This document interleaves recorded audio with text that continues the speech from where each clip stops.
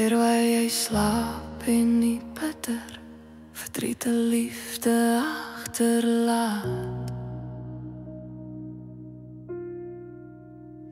Soos 'n weerlose kind met drome winderig oor jou mooi gelaat. Kan mens dan net saggies na die Here roep? Soos 'n soekende kind in versoek met 'n gefluister in die duister verdwyn klein versyn, dwalend in die agtergrond hoor hy.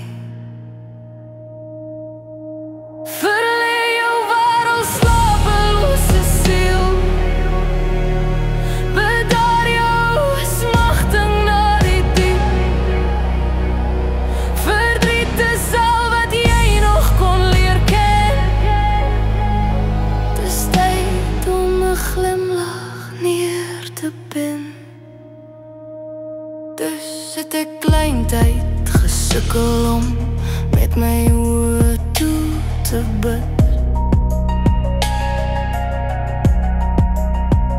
As 'n belofte diep gegrond binne my, wou ek God stip in die oë kyk. Teenwoordig en het selkie ongeloofig, wou ek waarneem uit sy hoogpunt. Hoekom is liefde verlore kuns? Kan hy as die kunstenaar vir my duidelikheid oor die abstrakte punt bring? Verander my modder in klei, want jy is die pottebakkery.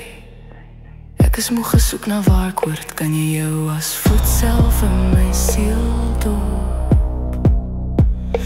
En so het jy geleidelik en bykans onopsigtelik al meer onlosmaaklik deel geword